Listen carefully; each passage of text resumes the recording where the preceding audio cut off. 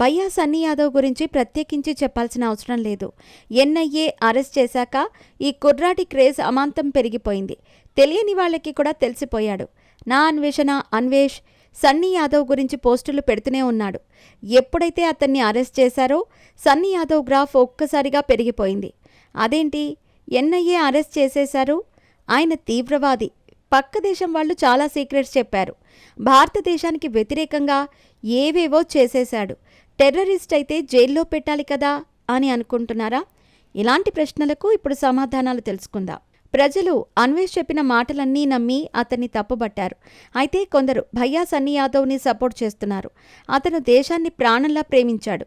అందుకే తన బైక్ మీద త్రివర్ణ పతాకాన్ని గర్వంగా రెపరెపలాడిస్తూ తిరుగుతాడు.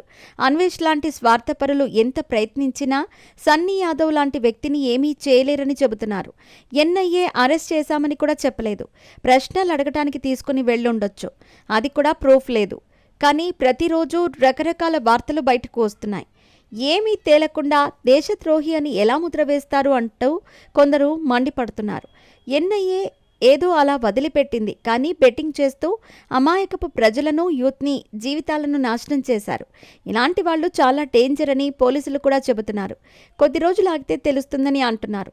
ఇంకొందరు నీ ప్రయాణాలు నీ ఇష్టం, నీవు ఎక్కడికి వెళుతున్నావు, ఏం చేస్తున్నావు అని చెప్పి వెళ్లాల్సిన అవసరం లేదు, అది పూర్తి నీ పర్సనల్. ఒకవేళ నువ్వు దేశద్రోహానికి పాల్పడుతూ ఉంటే దేశంలో ఉండే ఇంటెలిజెన్స్ వ్యవస్థలు ఊరుకోవు, అవి తొందరగానే కనిపెడతాయని మరికొందరు కామెంట్స్ చేస్తున్నారు.